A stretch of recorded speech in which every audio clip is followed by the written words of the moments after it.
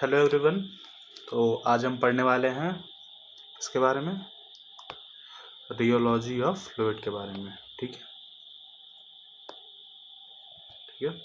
तो हेडिंग डाल लेते हैं, रियोलॉजी ऑफ फ्लूइड। ठीक है। तो सबसे पहला काम है कि रियोलॉजी आखिर होती क्या है। ठीक है, बेसिक क्वेश्चन है भाई, सभी को पता होना चाहिए रियोलॉजी आखिर क्या होती है। तो rheology it is the study of behaviour of non Newtonian fluid.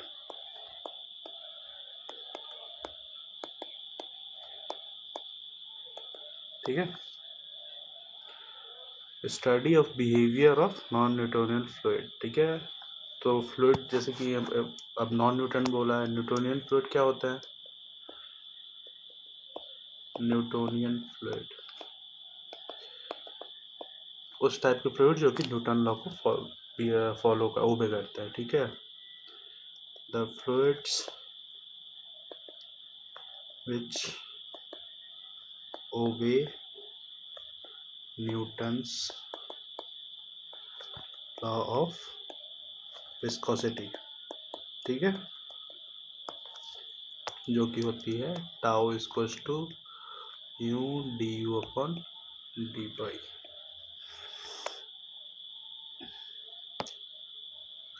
एक नोट बना के लिख लीजिए, नियरली ऑल इंजीनियरिंग फ्लूइड्स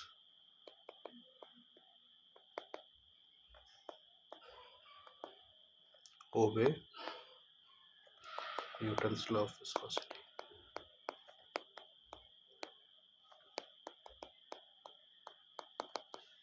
ठीक है, अब न्यूटोनियन फ्लूइड्स का हो गया। नॉन न्यूटोनियन फ्लूइड के बारे में आज जानते हैं। ठीक है, नॉन न्यूटोनियन फ्लूइड क्या होता है? नॉन न्यूटोनियन फ्लूइड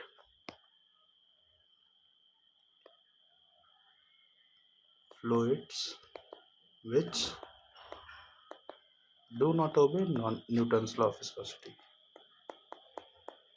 सीधा सीधा है।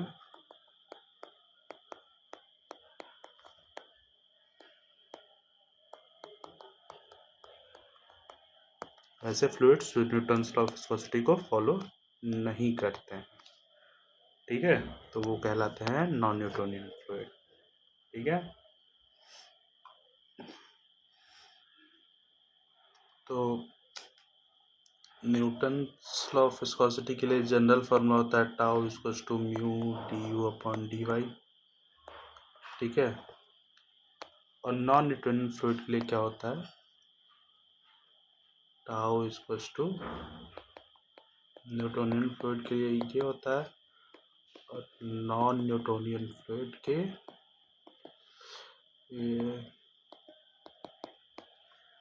Tau equals to mu D you by D Y power में n प्लस बी। ठीक है, यहाँ पे आप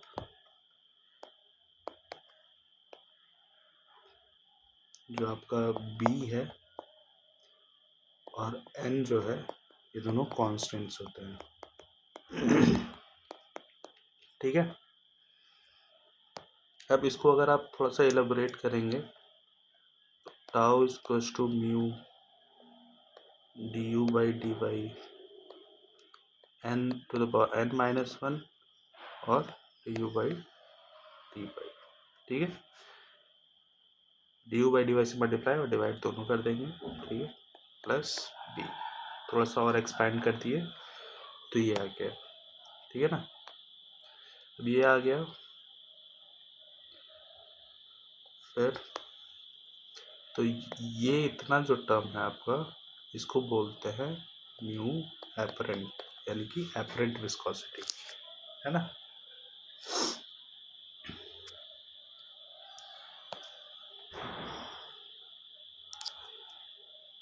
ठीक है, न्यू एपरेंट, यानी कि इसको बोलेंगे हम एपरेंट विस्कोसिटी।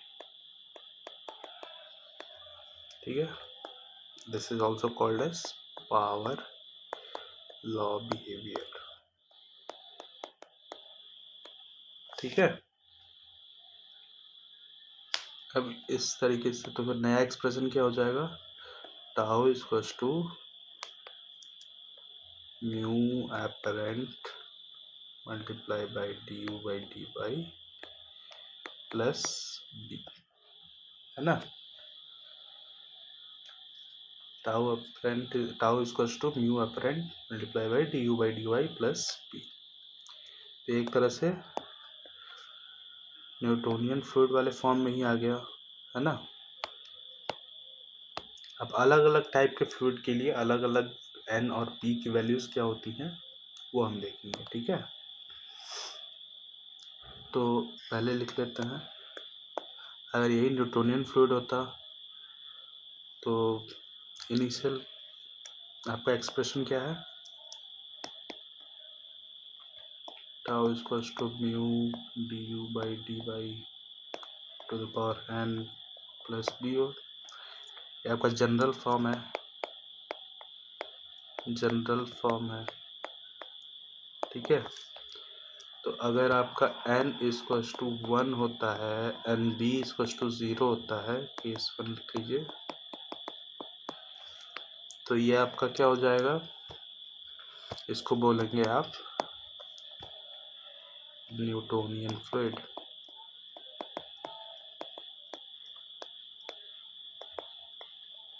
ठीक है, क्योंकि अगर इसमें आप n इक्वल्स टू 1 रखेंगे तो क्या आ जाएगा, tau equals to mu D you by D Y, और बी की जगह 0 रखेंगे तो ये आपका सिंपल सिंपल आ जाएगा न्यूटोनियन फ्लूइड का इक्वेशन, है ना। केस 2 की बात करते हैं, अगर आपका n जो है वो आपका ग्रेटर देन 1 है और आपका b जो है वो 0 है, ठीक है, तो उस केस में क्या कहेंगे, उसको कहेंगे डायलेटेंट फ्लूइड। ठीक है, अब डायलेटेंट फ्लूइड का क्या इक्वेशन बनेगा फिर, tau equals to mu D you by D Y to the power n। ठीक है, यहाँ पे n इज ग्रेटर देन 1। ठीक है, और म्यू अपरेंट क्या कहलाएगा, mu apparent equals to mu D you by D Y to the power n minus 1। n is greater than 1 अगर होगा तो ये वाला जो टर्म है आपका ये पॉजिटिव हो जाएगा। ठीक है, पॉजिटिव, ये वाला जो टर्म है पॉजिटिव टर्म कहलाएगा। ठीक है, तो इसमें एक नोट बना के डाल दीजिए, ये आपका रेट ऑफ डिफॉर्मेशन है ना, तो ये म्यू एपरेंट के डायरेक्टली प्रोपोर्शनल हो जाएगा, क्योंकि ये टर्म पॉजिटिव है तो न्यूमरेटर में ही रह जाएगा। तो नोट बना के लिख लीजिए, फॉर डायलेटेंट फ्लूइड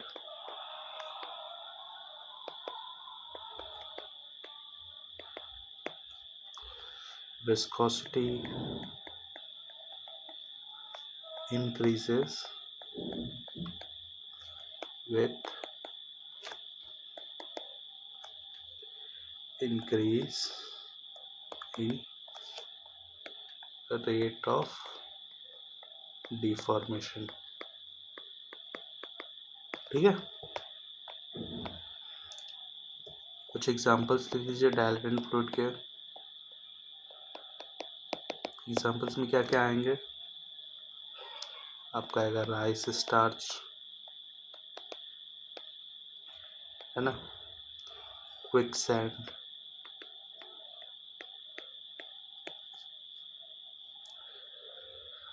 हनी आएगा आपका, सैचुरेटेड सॉल्यूशन ऑफ शुगर आएगा, है ना, ठीक है। अब आते हैं नेक्स्ट टाइप के फ्लूइड पे, केस 3। अगर आपका n जो है वो लेस देन 1 है और b जो है वो आपका 0 रहेगा, ठीक है। तो इसको कौन सा फ्लूइड बोलेंगे, इसको बोलेंगे सीडोप्लास्टिक फ्लूइड,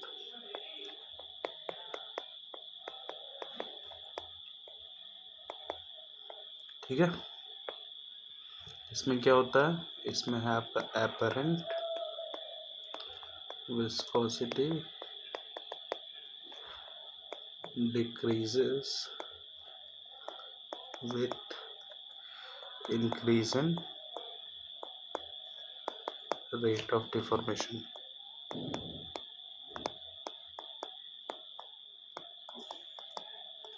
इसका क्या इक्वेशन बन के आएगा, tau is equals to mu D you by D Y to the power n-1, n is less than 1।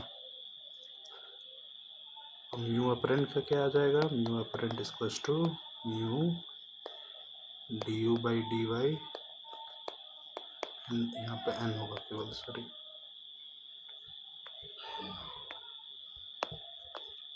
ठीक है। यहाँ पे आएगा mu D you by D y तो power n-1, n is less than 1।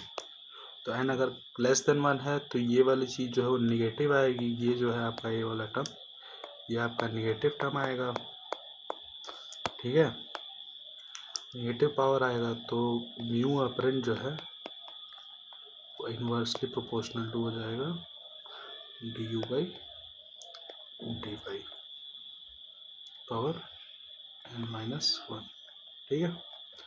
तो जैसे जैसे रेट ऑफ डिफॉर्मेशन इंक्रीज होगा म्यू अपरेंट आपका डिक्रीज होगा, ठीक है। कुछ एग्जांपल लिख लेते हैं सीडोप्लास्टिक के। एग्जांपल में क्या आएगा,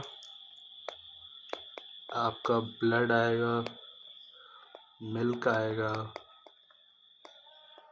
रबर लेटेक्स आएगा, ठीक है, या फिर किसी भी टाइप का आपका कोलॉइडल सॉल्यूशन, ठीक है। ये सब सीडोप्लास्टिक में आएगा। अब केस 4 की जब बात करें तो केस 4 में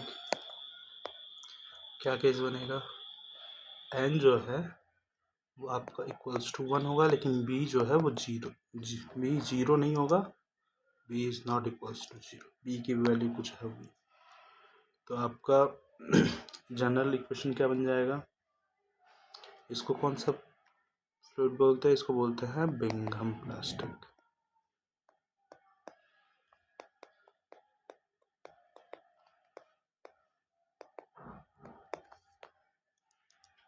तो जनरल टर्म क्या होती है, tau is equals to mu D you by D Y to the power n plus b होता है। n जो है आपका 1 हो गया तो tau is equals to mu D you by D Y plus b, ठीक है। ये हो गया आपका जनरल टर्म। और म्यू अपरेंट क्या हो जाएगा, mu D you by D Y to the power n-1 होगा।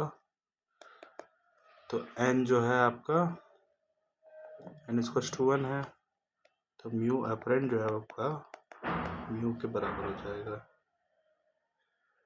है ना। तो ये आपका b जो है ना, वो एक तरह से यहाँ पे देखेंगे तो ये y equals to m x plus c के फॉर्म में है, ये वाली जो इक्वेशन है, जहाँ पे m जो है आपका वो है आपका d you by D y, है ना, और जो c है आपका वो है b, ठीक है। तो जो b है आपका,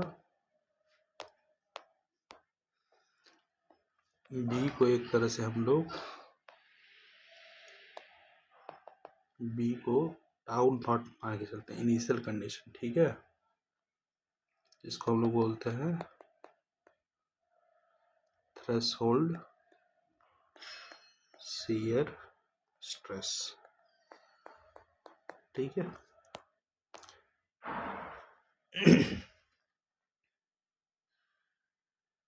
कुछ एग्जांपल्स लिख लेते हैं इस टाइप के एग्जांपल्स। बिंगम प्लास्टिक के, टूथपेस्ट हो गया, केचप हो गया, सीवेज स्लज। ठीक है। तो अब हम आते हैं कि अलग अलग डिफरेंट टाइप्स ऑफ जो फ्लूइड्स है हमारे, वो अलग अलग कैसे बिहेवियर शो करते हैं, अभी हम समझेंगे ग्राफ से। ठीक है। तो वाई एक्सिस पे हम ले लेते हैं शियर स्ट्रेस और एक्स एक्सिस पे रेट ऑफ शियर स्ट्रेन। ठीक है। तो पहला केस हमने पढ़ा था न्यूटोनियन फ्लूइड के लिए, है ना। तो उसमें क्या था, उसमें n की वैल्यू 1 थी। ठीक है। शियर स्ट्रेस जो है वो डायरेक्टली वेरी कर रहा था आपके रेट ऑफ शियर स्ट्रेन से। ठीक है। तो ये हो जाएगा आपका न्यूटोनियन फ्लूइड के लिए,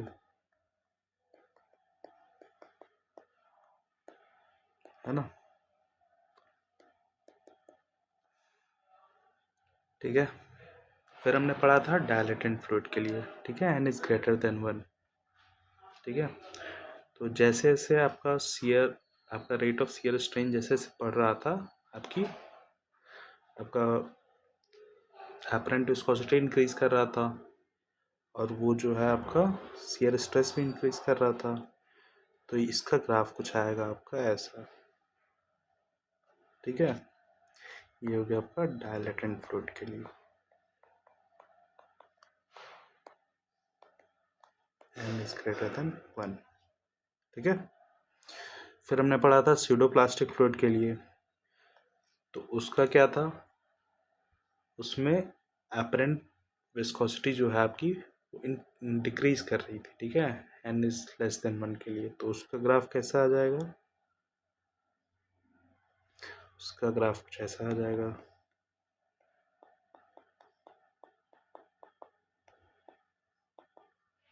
n इज लेस देन 1। ठीक है। फिर हमने चौथा केस पढ़ा था बिंघम प्लास्टिक का। तो उसमें आपका कुछ एक इंटरसेप्ट बन रहा था। ठीक है। तो मान लेते हैं यहाँ आपका टाउ नॉट है। ठीक है। ये जो आपका है टाउ नॉट। ठीक है। यहाँ से आपका फिर एक स्ट्रेट लाइन बनेगी। ठीक है। ये आपका हो गया बिंघम प्लास्टिक।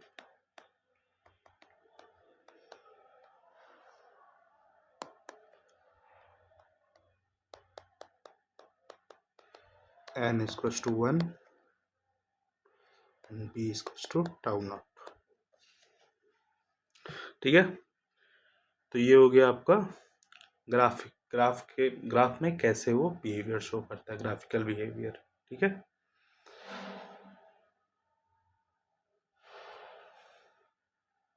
अब आपके जो फ्लूइड्स हैं वो टाइम पे भी डिपेंड करते हैं। ठीक है।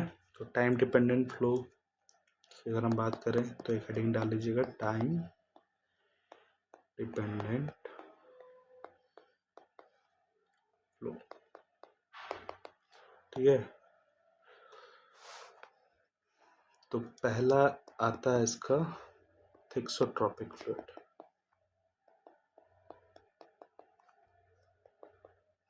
थिक्सोट्रॉपिक फ्लूइड किस टाइप के फ्लूइड को कहते हैं, it is a fluid which apparent viscosity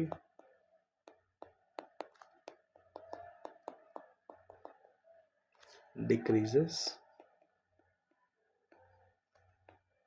with time। जैसे जैसे टाइम इंक्रीज करेगा आपका जो अपरेंट विस्कोसिटी है थिक्सोट्रॉपिक फ्लूइड का वो डिक्रीज करेगा। ठीक है।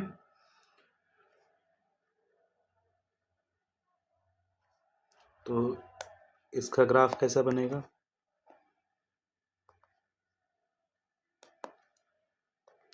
इसका ग्राफ कुछ बनेगा ऐसा, ठीक है। तो म्यू एपरेंट जो है टाइम से कैसे चलेगा, ये धीरे धीरे कम होना स्टार्ट हो जाएगा, ऐसा नहीं कुछ।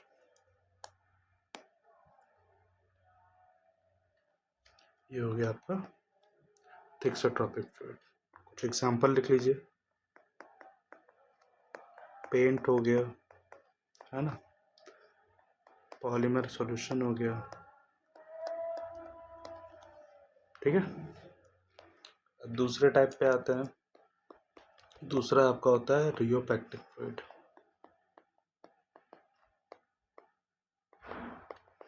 रियोपेक्टिक फ्लूइड क्या होते हैं? It is a fluid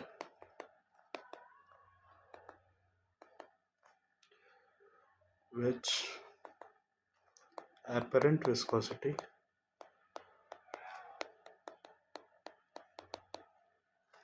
increases with time।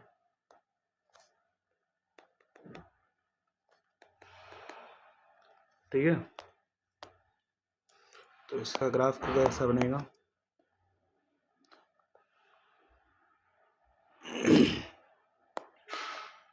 इसका ग्राफ बनता है, ये आपका धीरे धीरे इंक्रीज करना स्टार्ट कर देता है। म्यू अपरेंट जो है टाइम से इंक्रीज होता रहता है, ठीक है। एग्जांपल क्या होंगे इसके? जिप्सम सस्पेंशन,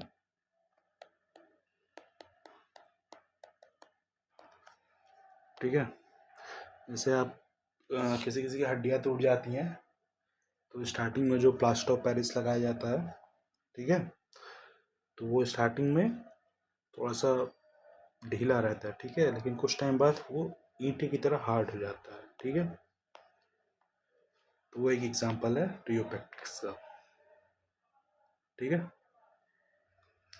फिर एक आता है आपका विस्को इलास्टिक फ्लूइड, ठीक है। विस्को इलास्टिक फ्लूइड,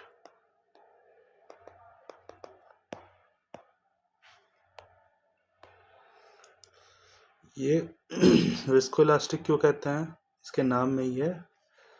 तो ये विस्कस फ्लूइड की प्रॉपर्टी भी शो करता है और इलास्टिक फ्लूइड की प्रॉपर्टी भी शो करता है, इलास्टिक प्रॉपर्टी भी शो करता है, ठीक है। तो डेफिनेशन लिख लीजिए। It shows both viscous and elastic properties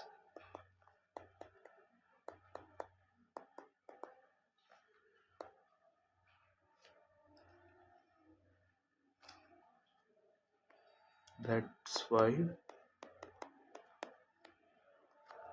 it is called as viscoelastic fluid, ठीक है। एक नोट पॉइंट बना के लिख लीजिए। It exhibits elastic recovery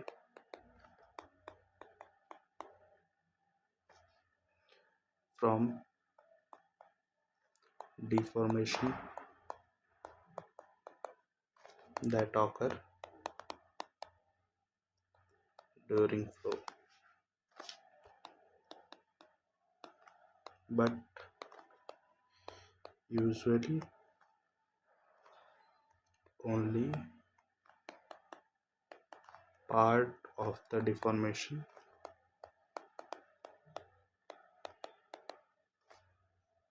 is recovered upon removal of the stress। तो इसका सबसे बेस्ट एग्जांपल क्या होगा?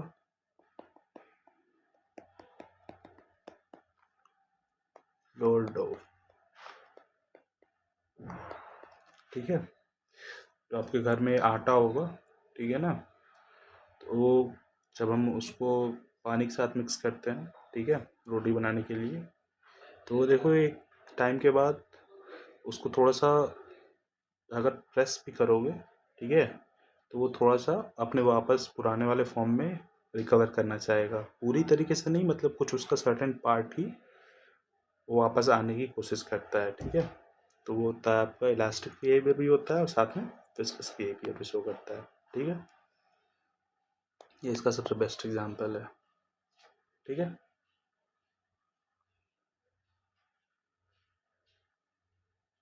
तो आज का लेक्चर हम यहीं फिनिश करते हैं। नेक्स्ट लेक्चर इसके कुछ क्वेश्चंस पे आएगा, ठीक है। जैसे हमने लास्ट फ्लूइड प्रॉपर्टीज पे 30 क्वेश्चंस किए थे अप्रॉक्स प्रैक्टिस के लिए, वैसे ही next question rheology of fluid पे आएगा। तो नेक्स्ट वीडियो के लिए रेडी रहिएगा, ठीक है। 1-2 दिन में आ जाए। बाकी आप लोग अपनी तैयारी अच्छे से करते रहिए, क्वेश्चन प्रैक्टिस करते रहिए और गैप नहीं देना है, ठीक है। क्वेश्चन प्रैक्टिस जितनी ज़्यादा से ज़्यादा हो सके उतनी ज़्यादा से ज़्यादा करनी है। प्रीवियस ईयर भी लगाना स्टार्ट कर दीजिए, ठीक है। और अगर कोई भी डाउट होता है किसी भी क्वेश्चन में, आप मेरे चैनल के लिंक में एक आपको जीमेल मिलेगा, आप उस पर मैसेज कर सकते हैं। आपको जितनी जल्दी हो सके उतनी जल्दी रिप्लाई मिलेगा। Thank you.